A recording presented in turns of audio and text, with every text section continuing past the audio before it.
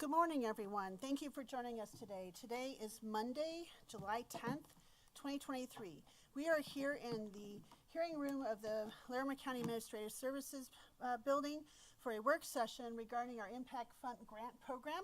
I am Laurie County Commissioner Jody Shag-McNally, Chair of the Board of County Commissioners. Joining me at the dais today are my colleagues, Laurie County Commissioner Kristen Stevens and Laurie County Commissioner John Kafalis. Also joining us today at the dais is our County Manager, Lorenda Volker, and Laurie Stolen, our Behavioral Health Services Director. So we have other people at the dais, but I'm going to let Laurie introduce her team, her amazing, hardworking team, and we have several folks in the audience too. But we are here for this great summary. I've read it 3 times now. It's just amazing the work that we've done with this Impact Fund for our Behavioral Health Services grants. And with that, Laurie, I'm looking forward to this presentation so much, and so I will turn this over to you and let you introduce your team. Thank you. Thank you, Commissioner. Oh, that is a feedback, isn't it? Laurie Stolen, Behavioral Health Services Director, and I am joined by some folks from our Behavioral Health Services team. In the audience, we have our Communications Specialist, Jennifer Wolf-Kimball. Of course, we've got our Service Area Director, Laura Walker. And then to my left, we've got Taylor Kelly, our Behavioral Health Implementation Manager. And to my right is our Program Manager overseeing our Impact Fund Grant Program, Jessica Plummer. So I will turn it over to Jessica and Taylor here in a moment. But I did want to just give a quick overview and a history of how we've got to where we are today. As a reminder, we are reviewing the outcomes in the summary report for our 2021 grant program. So we started distributing funding to the community in 2019. It was a very quick turnaround after the ballot initiative passed in 2018, and we distributed $1 million in 2019 without a very formalized program. We had a Behavioral Health Policy Council, and they created some funding priorities, and we did some invitation grant applications out to our community. We learned quite a bit from that experience and embarked on formalizing our grant program. And in 2020, we distributed $2 million worth of grants. Thank you, $2.5 million worth of grants in 2020. And we did use a digital application. It was an online form. And we compiled some program outcomes pretty manually. Since then, we have brought on some expert staff that have helped us create a formalized program that we hope to be able to trend some data over the years. We're standardizing our reports through our grant partnerships that we have. And so in 2021, we distributed a little bit over $2.5 million through an online grant portal. We call that our Smart Simple system, which we have been using for several years now. And so I am excited to share with you some of the outcomes that we have been able to create from that 2021 report, and hopefully be able to do that year over year as our 2022 grants close out, and then again our 2023. As you're aware of many different data points, these are in retrospect, right? Because the 2021 funds actually were distributed in the fall of 21, and much of the programming happened throughout the year of 2022, right? So each year we're sort of in retrospect of the prior year. So we look forward to bringing you some year-over-year data. We are also going to create a dashboard on our website that will display the annual grant outcomes as well as the year-over-year trends that we're seeing based off of the funding partnerships that we create in our community. So we look forward to answering any questions that you have as we're going through this presentation, and I will turn it over to my staff right now, and we'll start off with Jessica. Hi, my name is Jessica Plummer, and I'm the Program Manager for the Behavioral Health Services Department, and I oversee our Impact Fund Grant Program. In 2021, our department awarded 38 grants to programs serving Larimer County residents with a total award distribution of just over $2.5 million. And as a little bit of history and context, looking back into 2021, this was the first year we had established our targeted projects or targeted programs, And this was an effort put together through our new Consumer Advisory Committee. So as Laurie had mentioned, in the first year we had our Behavioral Health Policy Council. We also had our Technical Advisory Committee, which is made up of behavioral health experts. And then in 2021, we actually established our Consumer Advisory Committee, which was made up of those with lived experience. And so together, those two groups, the Technical Advisory Committee and our Consumer Advisory Committee, came up with these areas of focus of where we want to refine our targeted areas of focus and funding. And you can see those listed out below. So they came up with 6 targeted projects. We also, I'll just point out, had our Gary A. Darling Award. And for those that don't know what that is awarded for the intersection of behavioral health and criminal justice. And that was established in 2020. And in 2021, we had actually, the first year it was a $50,000 grant. And in 2021, it had become just like one of the other targeted projects with a cap of $250,000. And so we had our Gary A. Darling grant awarded there in 2021 as well. So this was the overall funding breakdown between all those different targeted projects. And you can see that youth was the biggest category that we had, and we continue to see that trend moving forward.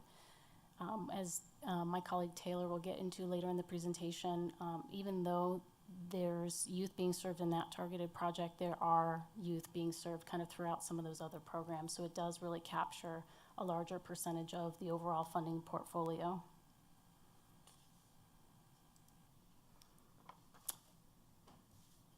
The funding snapshot for 2021 was that we received $4.7 million in requests, and we awarded just over the $2.5 million. And the rationale for just over the 2.5 was we had $2.5 million available, but instead of arbitrarily cutting off a grant application to meet, the exact dollar amount, we decided to award a grant in full. So that added an extra $25,000 with the approval of our Policy Council and the Board of County Commissioners for kind of going over that amount. And the average dollar request was about $85,000, and what was awarded, the average was about $66,000 of what was actually awarded for the average award. We don't have trend lines for this for 2019 and 2020 because, as Laurie mentioned, 2019 was an invitation year. And so we did a bulk of the $1 million with 5 different organizations between the school districts and the Fort Collins Museum of Discovery. And then we had a lot of small $10,000 grants. So they're not really comparable year over year. And in 2020, we actually had carved off about $115,000 for our crisis response funds. So we had an additional 9 grants that were a lot smaller. And so that kind of skews that average. And so 2021 is the first year that we kind of have that same data year over year. So moving forward, we have 21, 22, and 23 information to show those trends over time.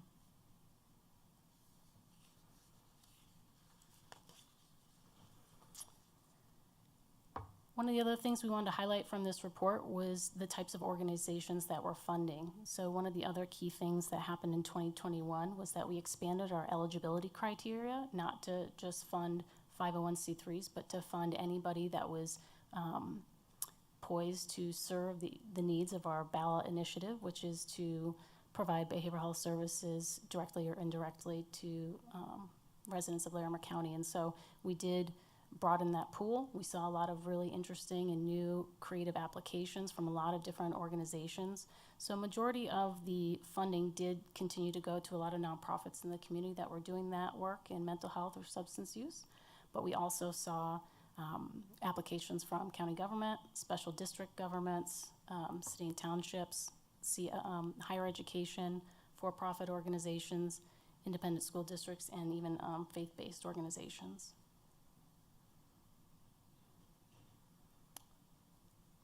And then if there are no questions, I'll move it on to Taylor to talk a little bit more in detail about the data pieces. Thank you, Jessica. Hello. Good morning. My name is Taylor Kelly. I am the implementation manager for behavioral health services. I'm really excited to be here today and share more about this process and looking at the data from our grantees. It was a really wonderful experience for me as a new staff member to really dive into the work that everybody's doing in the community. First, wanted to share a little bit more about the geographic reach that our grantees have gotten to in 2021. We know that this is really important when we're thinking about the continuum of behavioral health care that is offered throughout our community.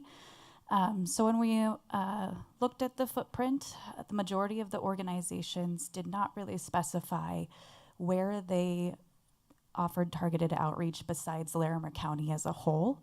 After that, you'll see that Fort Collins and Loveland were the next highest categories that were mentioned of targeted outreach. And then you'll see that Estes Park has a good amount of folks represented there. And I just want to call attention to some of the agencies that were funded that supported the Estes Valley area were just specifically targeting that specific area. So people like Estes Valley Fire Protection District and the Estes Valley Investment on Childhood Success, the EVICS Family Resource Center. Do want to also highlight that if you think back to 2021, the sort of nuance of telehealth and virtual options for offering community trainings and direct service, a lot of our grantees did call that out specifically as a really great opportunity for them to reach populations that they hadn't been able to reach before. Another thing I want to call out about doing this project with mapping the geographic reach of our grantees is that it was a really helpful lesson for us to learn how we should better ask our grantees where exactly they are targeting their programs and outreach. So this year in our 2023 application, we added an additional question to the application that asked them to specifically detail where in Larimer County that they are offering services. So we'll hopefully have a better understanding of that besides Larimer County as a whole. Yeah. I'm going to pause. Commissioner Kapalas has a question, I believe. Thank you. Thank you, Madam Chair, and thanks for the new audio system that I can hear quite well. So thanks for accommodating my needs, everyone's needs. My question is one that I think has come up in the past, and that is, how are we targeting and how do we know if we're helping to address behavioral health needs in unincorporated parts of the county? All of these are municipalities, of course, LaPorte, Red Feather, and then there are a lot of rural folks, especially ag and ranching folks. Any thoughts on how we're addressing those needs? Thank you. For the sake of this map, we did just call out the municipalities that were mentioned. I do recall a few different of our grantees calling out LaPorte specifically as targeted outreach, and Red Feather Lakes especially. But I don't remember many other spaces and places. So I'm curious, when we have 18 in Larimer County, but grants, those are serving the whole county, including unincorporated areas. So is some of that captured with that? And I know the Estes Valley Fire District is covering all the firefighters and volunteers who live throughout the whole valley. I'm wondering, there's probably some overlap between the they're not really directly only in the municipalities. I think it's more of a regional approach. Am I correct, Laurie? I'm just curious about that. Yes, I think you're absolutely correct, Commissioner. I will emphasize that many of our organizations may be located in one of the municipalities within the county, but their services are available to anyone that may be in a northern Colorado basis, right? So what we'd like to do is to improve the way that we're asking the questions to our grantees on future grant applications so we can drill down a little bit farther. And these are some of the lessons that we're learning over time. And many of our grantees gather information in different ways and they're able to report it in different ways. Our hope is to be able to continue to provide them with technical assistance to be able to more standardize the demographics that they gather so we have more, if you will, apples to apples.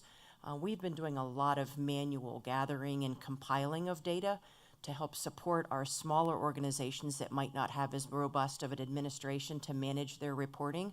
And so our goal is to standardize some of that so we can report back and say there were X number of folks from Red Feather, Glacier View, from some of our more rural communities, because our eye certainly is on support to all residents of Larimer County. So again, this is just a representation, like Commissioner Shattuck McNally had mentioned, that if they're within Larimer County, that's broadly across the county, and they weren't specified within any specific municipality. And if I might add, Commissioner, I was looking at some of the co-responder data. I don't think any of you have gotten to see this, but they're starting to track. The co-responders are contacting folks in their unincorporated versus other areas. And so I know we're using some of that behavioral services money for that. So I think that also should maybe, be a nice addition to that, to show that some of these funds is in, reaching out to folks in those areas. Then they might be caught in that unincorporated areas.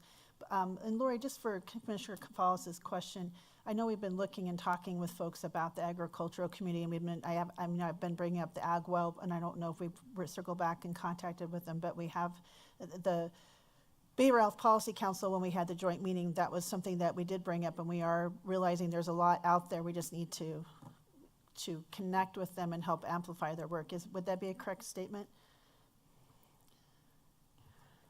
Thank you for that question, Commissioner. Yes, you would be correct. We have been in conversation with them. And I will also mention that as part of the Human and Economic Health Division, we have the cooperative extension as part of our service area, and we are really excited to create partnership and communication with them for new programming as they're doing their rural outreach and looking to expand behavioral health care into sort of their array of service as well. Thank you. Any further questions, colleagues? Commissioner Stevens. Yeah, I just, I appreciate your efforts to kind of get a better idea of where we're connecting with folks and where we're not, just because and we had a meeting with Wellington, and, that was, they expressed some concerns, and we're hoping they might even have a satellite office there. And so kind of as we look at this, I think I appreciate it because I know every year you get better, and you get better with the data, and we get better targeted information. So I appreciate, us looking into this. And then, as I work a lot in the transportation sector, like how, I imagine that's a big piece of this. So I think about, services in Fort Collins that, Fort Collins is well served, and yet there's still so many people who need help, right? And then, but people in Wellington, how do they get to Fort Collins, or people in Red Feather? And so I know that with Ride No-Co, there's the ability to have rides for people who are older adults, but not necessarily for other folks. And so, and then when we were in the group with the PSD and the Thompson, transportation was one of the breakout groups, and people said, how do we get folks to, these appointments and stuff? So I think that I know that you're continuing to struggle with this. I'm happy to help in any kind of way if transportation, is something that we can kind of work in tandem with that. But yeah, I think, again, there's just so much need, and there's so many places that are underserved. And broadband is clearly a piece of that. Telehealth is great, but if people don't have the fast enough internet to be able to enable that, then it's not an effective tool. And so I think it's interesting as we work on all these projects how everything is connected. But I appreciate your efforts to really try to get to make sure that we're serving the entire population of Larimer County. I will just add one more comment to that. I'll do a little spoiler for tomorrow's Administrative Matters meeting. We will be coming to you with our first Behavioral Health Secure Transportation license. And I am very encouraged that UC Health is interested and invested in the community broadly in providing behavioral health secure transportation services around Larimer County. And they will be in partnership with Summit Stone, and the new behavioral health facility will be a new route that is added to the UC Health Behavioral Health Secure Transportation, which I truly believe will be that one next step to getting folks that didn't previously have transportation opportunities the ability to get services and care. Great, thank you. Thank you, Laurie. I actually read that over the weekend as I spent 8 hours reading all of our packets, and I was hoping as I saw that, I was super excited because I figured that is what as you just stated. I figured, okay, here it comes. That's what we've been waiting for. So thank you for for giving a little, I know it's on the, it's in the discussion item tomorrow, so I look forward to that presentation, and I do appreciate our partnerships with UC Health and these other folks, because I do think this is one of those missing pieces, and we're doing things differently. I just really appreciate that you added that, because I do think we have been trying to reach out, and I just like, it's nice to see that we do have some outreach in Wellington. It just, I don't know if we can have satellite things all over the county. I don't know if there's enough funding for that, but if we can help amplify the services that are there, or help start services that are there and get this transportation, we'll be able to, keep this outreach. But this is a good step forward, because most counties don't even have this.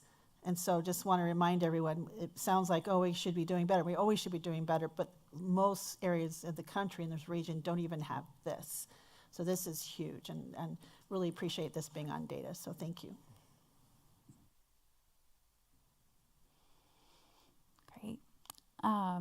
So as far as understanding a bit more about who and which populations were served through our impact program, we really looked into the objectives and project plans that our grantees submitted and reported on throughout the grant period. So we found that the grantee profile largely supported the needs of children, adults, and families. As Jess said, that youth portion is a very significant representation of our whole grantee profile, and I just want to note here, if you're doing some quick math on this Venn diagram, we did this purposely because some of our grantees served just adults, some served just children, and some served both of those populations, and some served all three. So those three percentages will add up to more than 100%, but just showing the reach of our grantees to the continuum of ages here.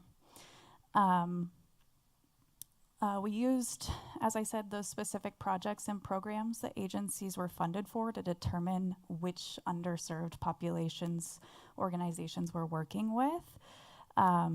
So if you're following along in our detailed outcomes report, this is really showed for you in Appendix A, in what I've sort of termed as a social determinants of health sort of matrix, and it shows just the crossover of all of our grantees and who they're serving and which populations are being touched. And we're just always so impressed with our grantees and the relationships that they build with these underserved and very vulnerable communities. And just of note, you may see names of organizations that are listed in that appendix that serve certain populations, and they're not marked in there, but just keep in mind that that was at the program level, not necessarily at the organization level that we were mapping that out.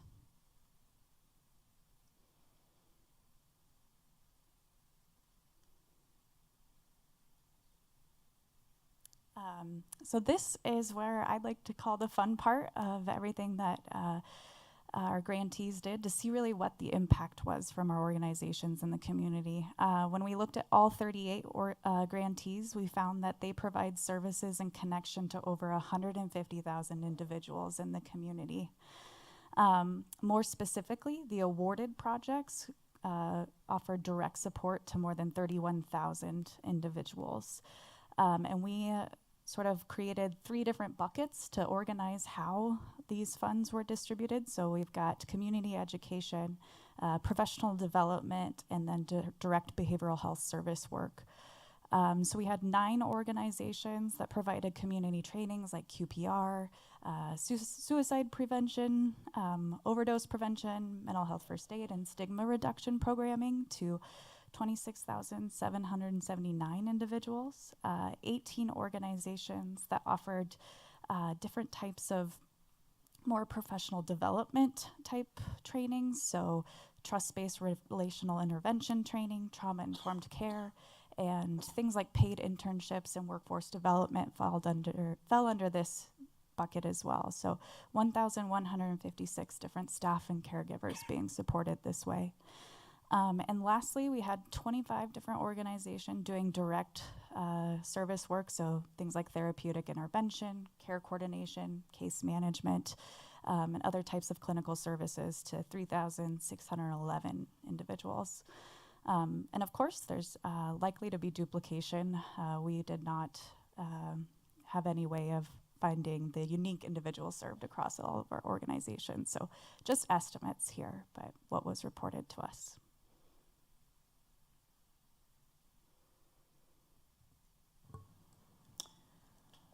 Again, Jessica Plummer. Just want to talk about a few of the new innovative works and organizations that were kind of an outcome of some of our behavioral health services funding. So these were 4 new organizations that were created with the support of behavioral health services funding. The first one is Willow Collective, and they focus on early childhood mental health. And we have Mindset Reps that does a combination of psychotherapy as well as physical fitness for youth. We have Core Defense that does self-defense training for survivors of sexual and domestic violence. And we have the Yarrow Collective that actually formed out of, it was a work in collaboration with the Colorado State University to get this organization up and running.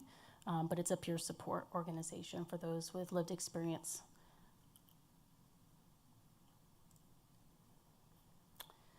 Some of the key insights we had from our Jessica, I'm going to have you pause just a second. Sure. Commissioner Stevens raised her hand. Yeah, I just had a quick question on the newly formed groups. So are those all like partnerships with other groups? So, you know, I think about funding something that's newly formed, and there's always that hesitancy to see if they're able to use the funding, and do they have the bandwidth to be able to do the reporting. And so were they all in conjunction with other groups or existing groups, and that's why you felt comfortable funding these, or how did that work? Yeah, so each one was a little different. The Willow Collective has a really strong partnership with the Early Childhood Council of Larimer County. And so they work together, actually, say that again?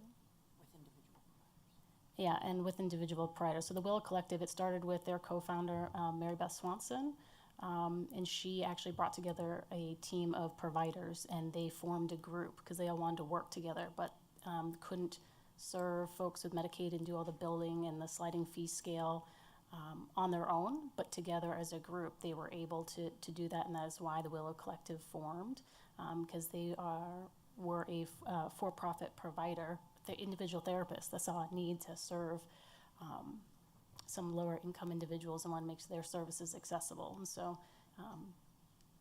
so we funded them, and even this year with their they applied again in 2023 and as a subaward to the Early Childhood Council of Larimer County, so that they could take the administrative work of the reporting off of their organizations. They could just focus on services.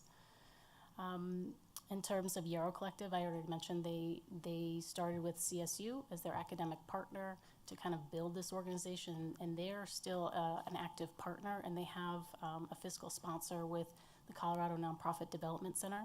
So they're the ones that are doing and managing their funding as well. So the organizations do have other supports. Core Defense is a smaller one, and so the amount of funding that we have for them is pretty limited. It's towards our lower end of our grant awards, and so the risk is weighed when we're talking about funding these organizations, is what is the capacity they can take on. So that's one of our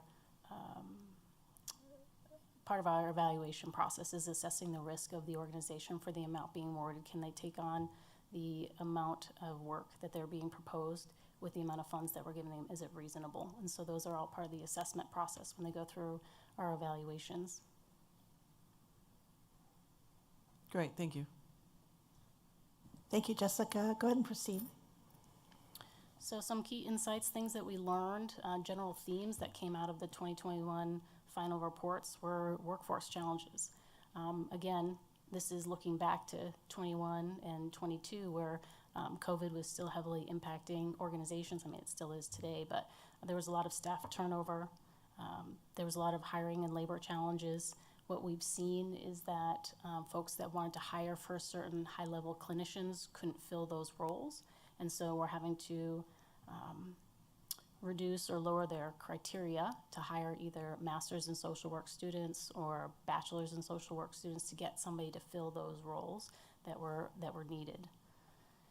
One of the things that came out of that, a positive, is the growth in peer support. So the clinical staff was limited, but we saw an increase in demand for peer support. So folks with lived experience have kind of come through the other side are finding passion and purpose for serving others who are going through that journey and getting credentialed in peer support and offering that as a non-clinical or alternative, non-traditional setting for people to get access to care. So we are seeing a growth there, and we continue to see that trend moving forward. We saw improving access to services, like I said, through some of these peer supports, also with just some different types of organizations, whether it's equine therapy or some other diverse setting, being able to offer access in places and care in places that people wouldn't normally go to seek care. I think we even had one in 2021 that was providing mental health services where at veterinary clinics, so that people that are homeless that are serving their pets, they take their pets to get them care. Well, they can get some care while they were there as well. And so a lot of those different access points in 2021. COVID impacts on behavioral health programming. It, like it did everyone, basically put strains on all those organizations and increased the demand for services. It also, as we talked about before, caused a lot of organizations to pivot from their in-person models to more of the either the telehealth or online programs. So we did see, and I did work with a lot of organizations to kind of pivot some of their objectives to change. Like, we can't do these in-person group classes, but we can do something online. And so they could repurpose a lot of the costs that were involved with providing food and maybe childcare or something, so they could attend in person. Excuse me, so they could attend virtually, and that seemed to work really well for a lot of the youth serving organizations, because they were actually didn't have the transportation issues, because they could still attend virtually and they were more comfortable in that online platform. So some of those organizations have actually maintained some of those new online offerings and continue with that hybrid model.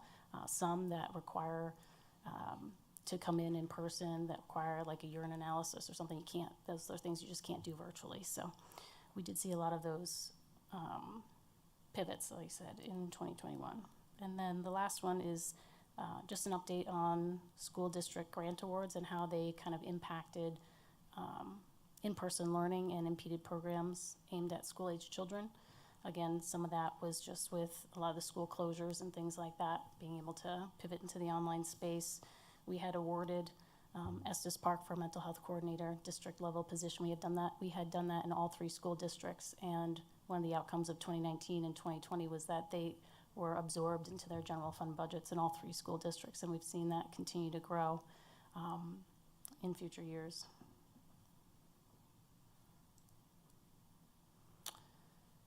This other slide is just a fun way to kind of show where our organizations or the programs that we're funding, not the organizations as a whole, but the programs that we were supporting fit along the continuum of behavioral health care, all the way from prevention, early identification, intervention, to treatment and recovery. And so you can kind of see that about half of our portfolio is really focused in the upstream prevention, early identification phase.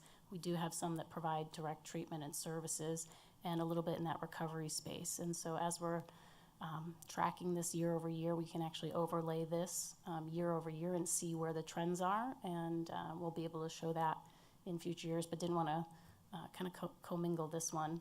This is just the 2021 snapshot of where everything fits. And so being able to show the diverse array of services that were being funded and across the county and across services, across the continuum of behavioral health care.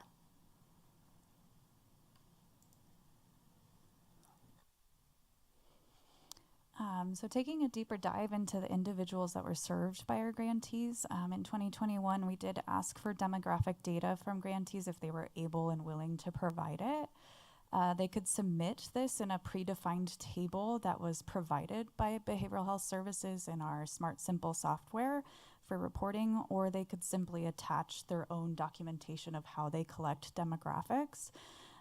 We were really impressed to have 22 out of our 36 final reports submitting demographic data.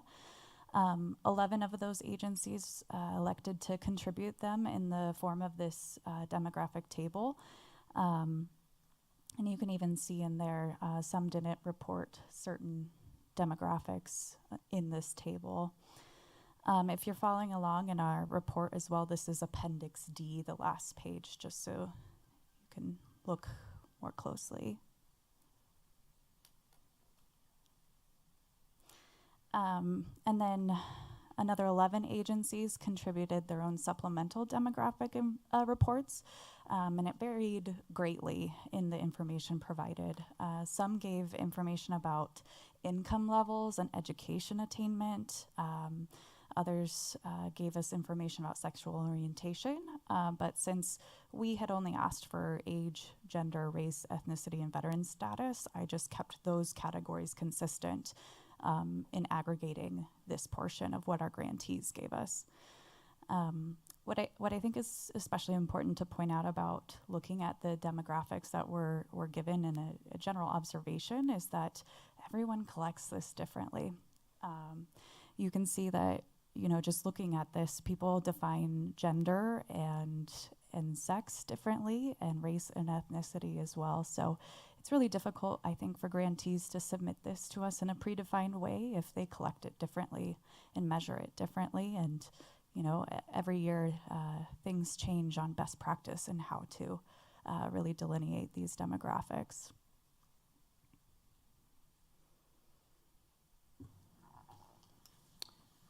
So lastly, just some feedback and some lessons learned. We had shared this report with our Behavioral Health Policy Council prior to coming to you to see if there was any feedback or things that we'd like to change moving forward. And overwhelmingly, we received very satisfied responses and basically no feedback on additional things that they'd like to see in the future. So hopefully that means that this report is kind of on track and we can start reporting things like this year over year. As Taylor had already mentioned, we did notice that it was difficult to address some of the geographic reach back in 2021 when we were doing this, and we have revised since then one of the questions on the application about geographic reach, so we can better address that in the future. And this data is available in Smart Symbol in our grant portal, and it's still a little difficult to aggregate. We are currently working with a consultant called eTrans Services to help build out our reporting within the system, especially as we go to implement results-based accountability in the future. I think we've had some other conversations about that, being able to track who we're serving, how many we're serving, how well are the services being provided, and who's better off. Those are kind of the three main questions being asked by results-based accountability. And as we look forward to some of our multi-year funding planning initiatives for 2024, we plan to incorporate all of that into our reports in the future. So you mentioned that, and that was one of my questions, so I'm just going to ask my question. I was looking, my colleagues didn't have their hands up. So we did make a big talk about results-based accountability or reporting, and we're asking some of them to do that going forward, and we're doing that. So how much of that is already, that's really kind of more 2022, right, not 2021. So going forward and knowing this is beginning, will that help with some of these concerns about how we track some of this data if we're all using the same thing? And are we asking all the grantees now to use that kind of system? What does that look like? Because I know my colleagues have probably heard this. We brought this up. Maybe it's, I know I've attended so many meetings on behavioral health, and there'll be a abatement council. There's a lot of overlap there. So we've been talking about that. And will that help at least bring a level of standardization? But I think you're right. It's still going to be hard to do that. It's, I don't know if I'm clear on my question. Am I making sense?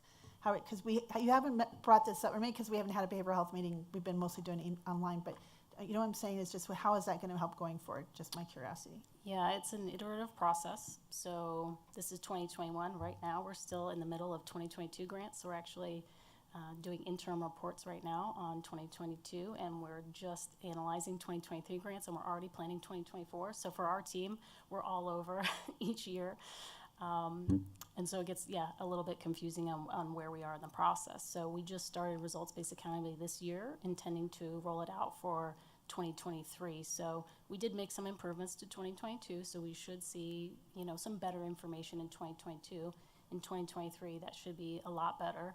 And then as we implement results-based accountability in 2024, I think we can put those requirements on grantees if we're committing to multi-year funding. I think it's a challenge to force grantees and organizations to comply with reporting requirements and change their whole process when they're only guaranteed 1 year of grant funding. It's just a lot to ask of organizations, and so we try to be flexible by then having them provide their data to us in the format that they are already collecting and reporting in. It does make challenges for us on the back end to be able to aggregate that information. So it's a balance of what can we ask of them that's reasonable with either the amount of money or the timeline that we're giving them. So if I might, I apologize, colleagues, I don't see your hands up, so I have some more questions here, maybe because I've been thinking about this lately.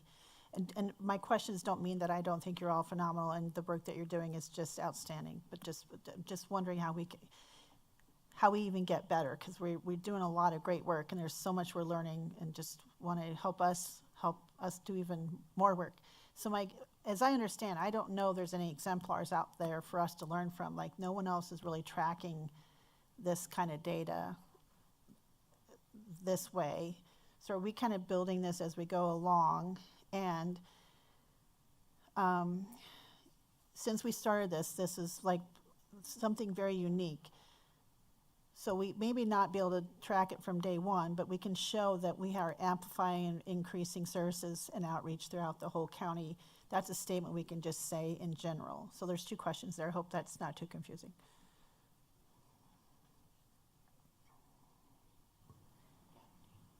Yeah, so we have put together, last summer we had a data cohort with a lot of our grantees to talk about how they're collecting data.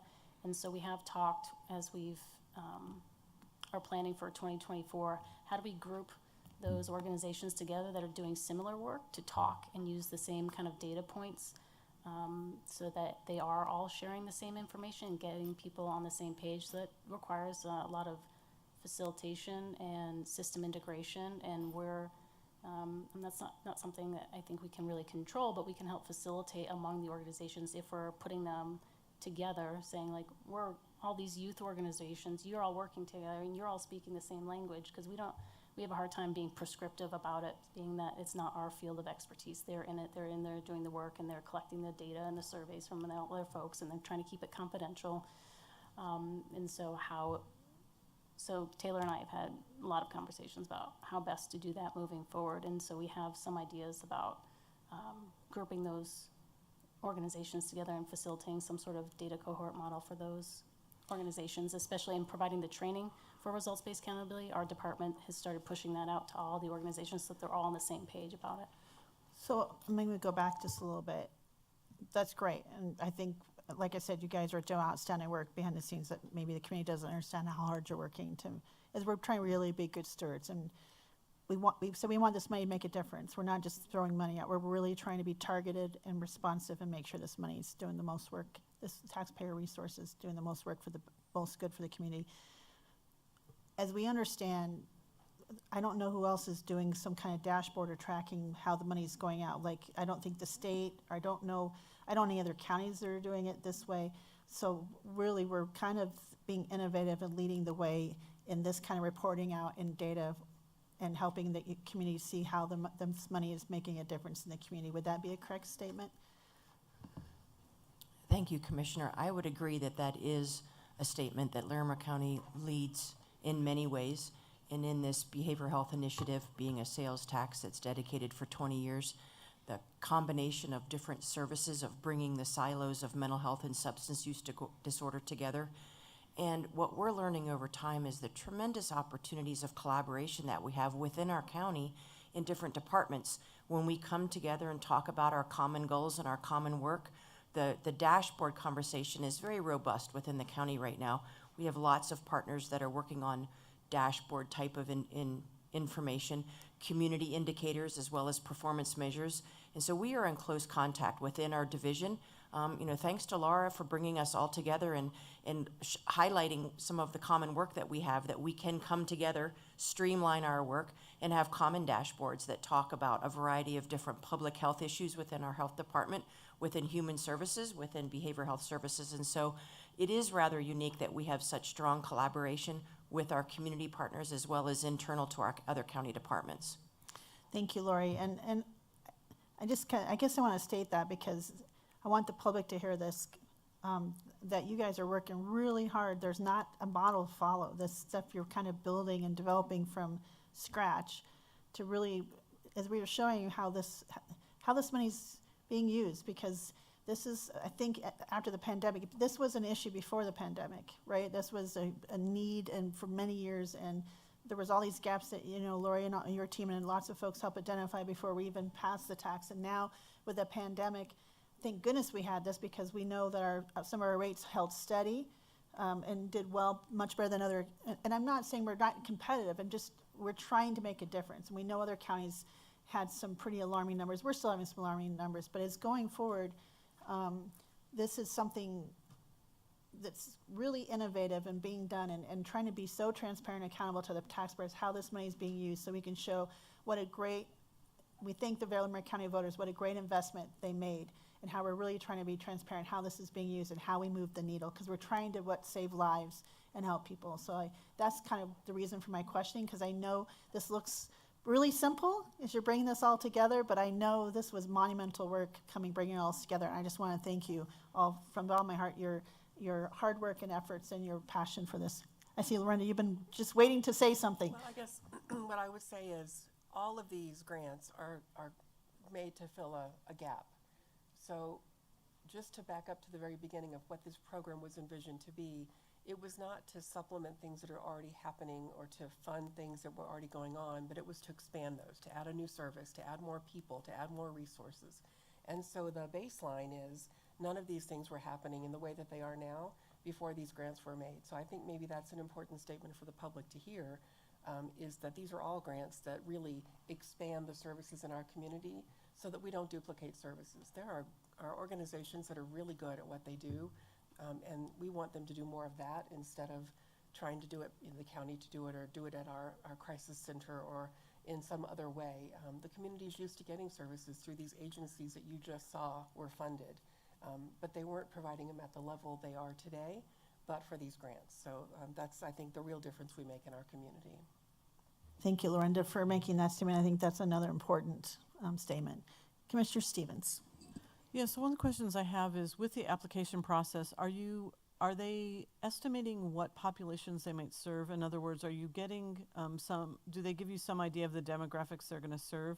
And then are you seeing any discrepancies in that, saying maybe they thought they would be serving more people of color or more LGBTQ plus folks, and then they're serving way more or way fewer?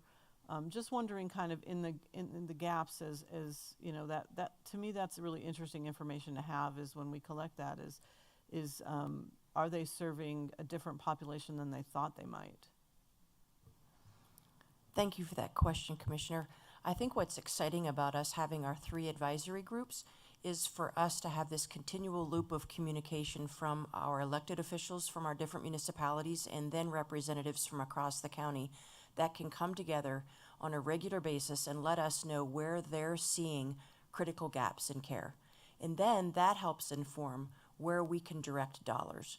And so it seems that from the reporting that we've been gathering over the years, that it's very consistent with where we're getting information from our community on where the need is, and then ensuring that dollars are going to filling the gaps in those areas. So the reporting is consistent with, we saw a gap with our youth. We focused on school districts and youth serving organizations. And then within that, the subpopulations of our LGBTQ female students, right? And recognizing that they are one of our fastest growing populations with suicide concerns. So we've been directing dollars towards organizations and programming that does that. So I believe that there's a great complement between the information that we're getting, where we're driving dollars, and the outcomes that we're hoping to see. Like Commissioner Shattuck McNally mentioned a while ago, our suicide rates, knock on wood, have been steadily going down 10 to 12% per year for the last several years. Can we have a direct correlation to this initiative and the BHS dollars? I don't believe that we'll ever be able to make a direct correlation, but what we know is that by what we're doing, our community as a whole is going in the right direction. And so we're watching the data, we're being informed by our community partners, and hoping to be able to continue to drive dollars towards where we're hearing those most critical gaps are. Yeah, I think the ability to pivot kind of as we get new information is really important because, yeah, I mean, you know, we can be, I mean, it's kind of like plugging a hole in one place and seeing something come out in another spot, right? So yeah, I appreciate that. Yeah, that's helpful. And I just wondered if there was, you know, we had heard about young women, 12 to 17, wondered if there were any other gaps that are popping up that you're seeing or any other concerns. But I know you're on top of it, so I appreciate it. Yeah, you bet. So in consideration of time, we did have one other thought, and it goes back to Commissioner Kafalis's first question regarding making sure that we are outreaching and marketing and making aware these grant opportunities to our rural communities, is that we would love to offer an opportunity to join any of you in your community conversations around the county and share about our grant program. We always ask our advisory members to share information. We've got rack cards, we've got lots of social media work that's going on, we've got our website, and so we are really open to marketing in a variety of ways to make sure that all folks that can have impacts in the behavioral health realm are aware of this grant funding on an annual basis. So that is one ask that we have of you, to consider possibly inviting behavioral health staff to join you on a community conversation. And then really what we'd love to get from you today by this work session is your input on the reporting itself, what you like, what you don't like, and if there's anything else from us that you would like to see as we're developing out this program over the years. We have opportunity to tweak and to modify, and we want to make sure that the reporting that we're doing is meeting your needs and that you're satisfied with the information that we're sharing with you about our program. I think it's great and appreciate all the work and the tremendous amount of effort you put into this. Colleagues? Commissioner Stevens. Yeah, I'm very satisfied with what's happening, and I appreciate the additional look at the geographic services, since we get asked those questions a lot, but I appreciate that you know to focus on that. So really just, you know, how do we get this information to the public too? I think helping 150,000 individuals is really remarkable. Considering the size of our community, it's, you know, close to 30% or so, I would imagine. So I think that's great work. So, you know, how we share that on the dashboards and things like that, I think is really important to say, here's your dollar, how your dollars are being spent. But yeah, I'm satisfied. Thank you. Commissioner Kafalis. Yes, thank you. Again, just to echo, appreciate the work, and overall satisfied with the information presented in the format. I think it's been mentioned, I definitely would like to see more breakout of how we're actually serving folks in unincorporated parts of the county.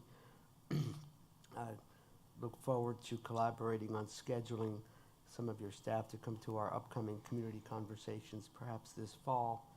And finally, I think it's great, it's excellent that we have so much emphasis on accountability, transparency, and evaluating the effectiveness of how we're using the taxpayer dollars to address significant behavioral health needs. And it's encouraging to see that our, generally speaking, our suicide rates in Larimer County, which have typically been on the high end compared to other similar locations, we're on the heading downward, which is a very positive metric. Thank you all. So Laurie, I already have 2 or 3 things that I have planned in rural parts of the county, so I will be in touch. So, and there are a lot of them are women-based focus, so I'd just love to connect with you, so, and your team. So I can have at least 3 off the bat, and I can add you, so yeah, thank you. Okay, so in the interest of time, Lorena, did you want to add anything, or Laura? And just tremendous work, team, so, okay. With that, just thank you all for a great presentation, and for those in the public who are interested, they can find all of this information and more on the Behavioral Health Services website on the Larimer website, and reach out to us if you have further questions. But at 11 a.m. we are adjourned. Thank you for joining us. Thank you.